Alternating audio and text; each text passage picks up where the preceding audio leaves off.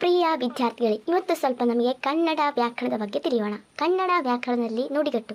ನುಡಿಗಟ್ಟು ಅಂದರೆ ಏನು ಮಕ್ಕಳೇ? ನುಡಿಗಟ್ಟು ಅಂತ ಹೇಳಿದರೆ ವಿಶೇಷ ಅರ್ಥವುಳ್ಳ ಮತ್ತು ಒಳರ್ಥವುಳ್ಳ ಪದಪುಂಜವನ್ನು ನುಡಿಗಟ್ಟು ಅಂತ ಹೇಳ್ತಾರೆ. ಏನಂತ ಹೇಳಿದರೆ ವಿಶೇಷ ಅರ್ಥವುಳ್ಳ ಮತ್ತು ಒಳರ್ಥವುಳ್ಳ ಪದಪುಂಜವನ್ನು ಡ್ಯಾಶ್ ಎನ್ನುತ್ತಾರೆ, ನುಡಿಗಟ್ಟು ಎನ್ನುತ್ತಾರೆ. ನಮ್ಮ ಭಾವನೆಯನ್ನು ಸಂಗ್ರಹಿಸಿ ಅರ್ಥಪೂರ್ಣವಾಗಿ ವ್ಯಕ್ತಪಡಿಸಲು ಸಹಾಯಕವಾಗುವ ಪದಪುಂಜವೇ ಡ್ಯಾಶ್ ನುಡಿಗಟ್ಟು. ನಮ್ಮ ಭಾವನೆಯನ್ನು ಸಂಗ್ರಹಿಸಿ ಅರ್ಥಪೂರ್ಣವಾಗಿ ವ್ಯಕ್ತಪಡಿಸಲು ಸಹಾಯಕವಾಗುವ ಪದಪುಂಜವೇ ನುಡಿಗಟ್ಟು. ಇದು ಭಾಷೆಯ ಬಿಗುವನ್ನು ಹೆಚ್ಚಿಸಿ ಮಾತಿನ ಸೊಬಗನ್ನು ಇಮ್ಮಡಿಗೊಳಿಸುತ್ತದೆ. ಇದು ಏನು ಮಾಡ್ತದೆ ಮಕ್ಕಳೇ? ಇದು ಭಾಷೆಯ ಬಿಗುವನ್ನು ಹೆಚ್ಚಿಸಿ ಮಾತಿನ ಸೊಬಗನ್ನು ಇಮ್ಮಡಿಗೊಳಿಸುತ್ತದೆ. ಉದಾಹರಣೆ ನೋಡಿ, ಅಟ್ಟಕ್ಕೇರಿಸು. ಅಟ್ಟಕ್ಕೇರಿಸು ಅಂತ ಹೇಳಿದ್ರೆ ಏನು? ಒಗಳಿ ಒಗಳಿ ಉಬ್ಬಿಸು. ಅಟ್ಟಕ್ಕೇರಿಸು ಅಂತ ಹೇಳಿದರೆ ಒಗಳಿ ಒಗಳಿ ಉಬ್ಬಿಸು. ಪ್ರೀವಿಯಸ್ ಇಯರ್ ಎಕ್ಸಾಮಿಗೆ ಬಂದಿದೆ. ಅಟ್ಟಕ್ಕೇರಿಸು, ಒಗಳಿ ಒಗಳಿ ಉಬ್ಬಿಸು ನುಡಿಗಟ್ಟು ಎಂಬ ಟಾಪಿಕ್ನಿಂದ ಎಕ್ಸಾಮಿಗೆ ಬರ್ತದೆ. ಓಕೆ. ಗುಡ್ಡವನ್ನು ಬೆಟ್ಟ ಮಾಡು. ಗುಡ್ಡವನ್ನು ಬೆಟ್ಟ ಮಾಡು ಅಂತ ಹೇಳಿದರೆ ಅಲ್ಪ ವಿಷಯವನ್ನು ದೊಡ್ಡದು ಮಾಡು. ಗುಡ್ಡವನ್ನು ಬೆಟ್ಟ ಮಾಡು ಅಂತ ಹೇಳಿದರೆ ಅಲ್ಪ ವಿಷಯವನ್ನು ದೊಡ್ಡದು ಮಾಡು. ಕಂಬಿ ಕೀಳು. ಹೇಳದೆ ಕೇಳದೆ ಓಡಿ ಹೋಗು, ಪಲಾಯನ ಮಾಡು. ಕಂಬಿ ಕೀಳು ಅಂತ ಹೇಳಿದರೆ ಹೇಳದೆ ಕೇಳದೆ ಓಡಿ ಹೋಗು, ಪಲಾಯನ ಮಾಡು. ನೀರಿನ ಮೇಲೆ ಹೋಮ. ಭಾರಿ ದೊಡ್ಡ ಕೆಲಸ ಮಾಡಿದರೂ ಏನೂ ಪ್ರತಿಫಲ ದೊರಕದೇ ಹೋಗುವುದು. ಭಾರಿ ದೊಡ್ಡ ಕೆಲಸ ಮಾಡಿದರೂ ಏನೂ ಪ್ರತಿಫಲ ದೊರಕದೇ ಹೋಗುವುದು. ಗುಬ್ಬಿ ಮೇಲೆ ಬ್ರಹ್ಮಾಸ್ತ್ರ ಅಂತ ಹೇಳಿದ್ರೆ ಮಕ್ಕಳೇ, ಸಣ್ಣವರ ಮೇಲೆ ಬಲ ಪ್ರದರ್ಶನ. ಗುಬ್ಬಿ ಎಂಬುದು ಒಂದು ಚಿಕ್ಕ ಪಕ್ಷಿ ಅಲ್ವಾ? ಓಕೆ, ಅದರ ಮೇಲೆ ಬ್ರಹ್ಮಾಸ್ತ್ರ ಅಂತ ಹೇಳಿದರೆ ಸಣ್ಣವರ ಮೇಲೆ ಬಲ ಪ್ರದರ್ಶನ. ಗುಬ್ಬಿ ಮೇಲೆ ಬ್ರಹ್ಮಾಸ್ತ್ರ ಅಂತ ಹೇಳಿದರೆ ಸಣ್ಣವರ ಮೇಲೆ ಬಲ ಪ್ರದರ್ಶನ. ಓಕೆ ವಿದ್ಯಾರ್ಥಿಗಳೇ, ಸ್ವಲ್ಪ ನಮ್ಮ ಒಗಟಿನ ಟಾಪಿಕ್ ಬಗ್ಗೆ ಸ್ವಲ್ಪ ತಿಳಿಯೋಣ. ಒಗಟನ್ನು ಒಂಟು, ಉಡಪು, ಒಡಚು, ಉಡಗತೆ ಇತ್ಯಾದಿಯಾಗಿ ಕನ್ನಡದಲ್ಲಿ ನಾನಾ ರೂಪದಲ್ಲಿ ಹೇಳ್ತಾರೆ. ಒಗಟನ್ನು ಏನಂತಲೇ ಹೇಳ್ತಾರೆ? ಒಂಟು, ಉಡಪು, ಉಡಚು, ಉಡಗದೆ ಮುಂತಾದ ರೀತಿಯಲ್ಲಿ ಹೇಳ್ತಾರೆ. ಇಂಗ್ಲೀಷಲ್ಲಿ ಒಗಟಿಗೆ ರಿಡ್ಡಲ್ ಅಂತ ಹೇಳ್ತಾರಂತೆ. ಇಂಗ್ಲೀಷಲ್ಲಿ ಒಗಟಿಗೆ ಏನಂತ ಹೇಳ್ತಾರೆ? ರಿಡ್ಡಲ್ ಅಂತ ಕರೀತಾರೆ. ಮುಖ್ಯವಾಗಿ ಒಗಟು ಎಂದಾಗ ಒಂದು ಸಮಸ್ಯೆ ಅಂತ ಅರ್ಥವಾಗುವುದು. ಒಗಟು ಬುದ್ಧಿಪ್ರಧಾನವಾದಗಳಾಗಿದ್ದು ಅದು ಅರ್ಥ ಗಾಂಭೀರ್ಯವಾಗಿರುತ್ತದೆ. ಒಗಟು ಏನಾಗಿರ್ತದೆ ಮಕ್ಕಳೇ? ಒಗಟು ಬುದ್ಧಿಪ್ರಧಾನಗಳಾಗಿರ್ತದೆ ಮತ್ತು ಒಗಟು ಎಂದಾಗ ಒಂದು ಸಮಸ್ಯೆ ಎಂದ ಅರ್ಥಗಳುಂಟು. ಓಕೆ, ಉದಾಹರಣೆ ನೋಡಿ. ಕೂಗಿದರೆ ರಾವಣ, ಆರಿದರೆ ಹನುಮಂತ, ಕೂತರೆ ಮುನಿ. ಯಾರದು? ಕೂಗಿದರೆ ರಾವಣ, ಆರಿದರೆ ಹನುಮಂತ, ಕೂತರೆ ಮುನಿ. ಯಾರು? ಕಪ್ಪೆ. ಚಿಪ್ಪುಂಟು ಆಮೆಯಲ್ಲ, ಜುಟ್ಟುಂಟು ಪೂಜಾರಿಯಲ್ಲ, 3 ಕಣ್ಣುಂಟು ಅರನಲ್ಲ, ಹಾಗಾದರೆ ನಾನು ಯಾರು?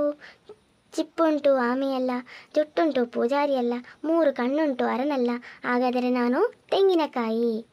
ಮುಳ್ಳುಗಳಿವೆ ಅಪಾಯವಿಲ್ಲ, ಸಂಖ್ಯೆಗಳಿವೆ ಲೆಕ್ಕದ ಪುಸ್ತಕವಲ್ಲ, ಗಂಟೆ ಹೊಡೆಯುತ್ತದೆ ದೇವಾಲಯವಲ್ಲ. ಮುಳ್ಳುಗಳಿವೆ ಅಪಾಯವಿಲ್ಲ, ಸಂಖ್ಯೆಗಳಿವೆ ಲೆಕ್ಕದ ಪುಸ್ತಕಗಳು ಅಲ್ಲ, ಗಂಟೆ ಹೊಡೆಯುತ್ತದೆ ದೇವಾಲಯವಲ್ಲ. ಹಾಗಾದರೆ ಏನು?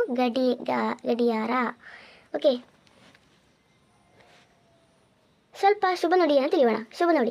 ಯಾವುದು ಜೀವಿಗಳು ಹಿತ ಸಾಧನೆಗೆ ಸಹಕಾರಿಯಾಗುವುದೇ ಅದೇ ಧರ್ಮ. ಯಾವುದು ಜೀವಿಗಳು ಹಿತ ಸಾಧನೆಗೆ ಸಹಕಾರಿಯಾಗುವುದೇ ಅದೇ ಧರ್ಮ. ಓಕೆ. ಮಾನವೀಯತೆಯೇ ಮನುಷ್ಯ ಧರ್ಮ. ಡ್ಯಾಶ್ ಮನುಷ್ಯ ಧರ್ಮ. ಮಾನವೀಯತೆಯೇ ಮನುಷ್ಯ ಧರ್ಮ. ಓಕೆ ಮಕ್ಕಳೇ.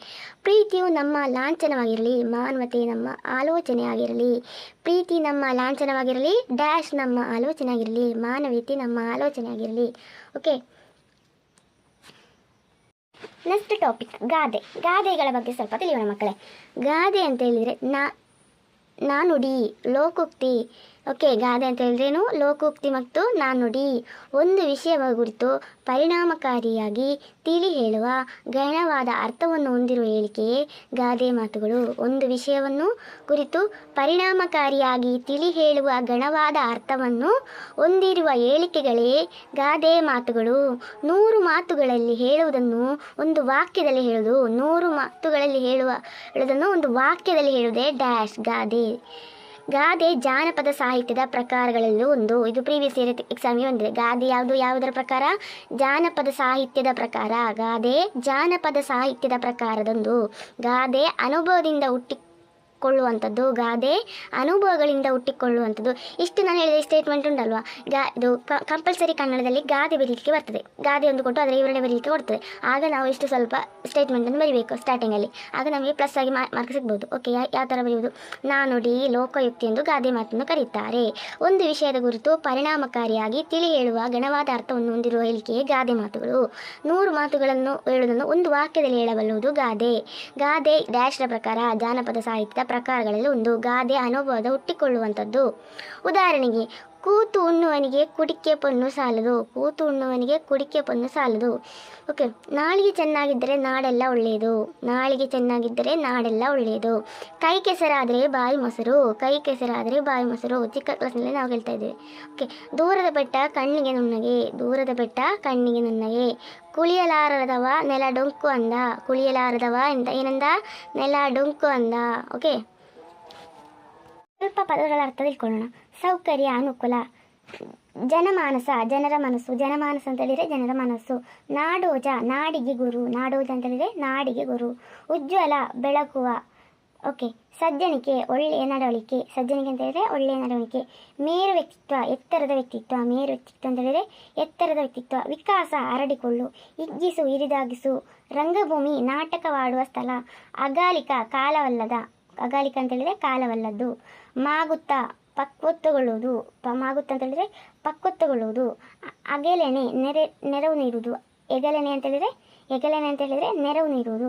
ಬೆಳ್ಳಿತೆರೆ, ಚಲನಚಿತ್ರ ತೋರುವ ಪರದೆ. ಮನೋಜ್ಞ, ಮನಮೆಚ್ಚುವ. ಸಂಪನ್ನತೆ, ಸಿರಿವಂತಿಕೆ, ಸಮೃದ್ಧತೆ.